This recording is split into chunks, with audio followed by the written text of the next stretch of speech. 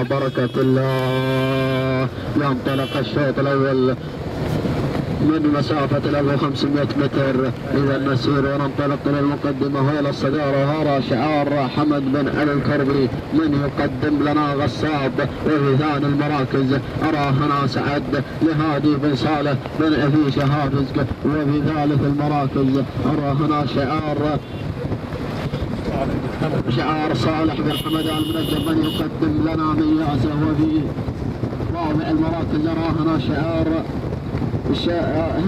محسن بن هاجارز من يقدم لنا الشاهنيه. ولكن نعود الى المقدمه الى الصداره.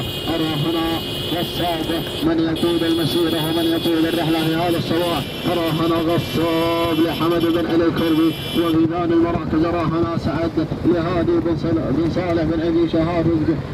وفي ثالث المراكز أرى هنا مياسة لصالح بن حمدان المنجم. ولكن نعود إلى المقدمة وإلى الصدارة. أرى هنا غصاب ما زال مسيطر تمام السيطرة على مقدمة الشوط لحمد بن علي الكربي.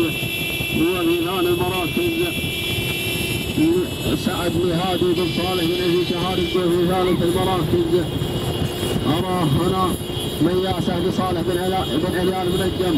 ولكن نعود الى المقدمه الى الصداره. ارى هنا غصاب لحمد بن علي الكربي. وفي ثاني المراكز والدخول والقدوم من قبل سعد هادي بن صالح بن ابي شهافز. وفي ثالث المراكز ارى هنا من يتقدم ومن يحفظ المركز الثاني هنا نهاد لفرج بن سالم الكربي. ولكن نعود الى المقدمه هذه السياره 200 اخيره ما تبقت عن خط النهايه لمن النصر لمن الناموس. ولكن الاوامر صدرت مع غصاب لحمد بن علي الكربي. وفي ثاني المراكز هناك نهاد لفرج بن سالم الكربي. ولكن تهانينا والناموس لحمد بن علي الكربي على فوز غصاب. وفي ثاني المراكز فرج بن سالم الكربي على فوز نهاضه في ذات المراكز.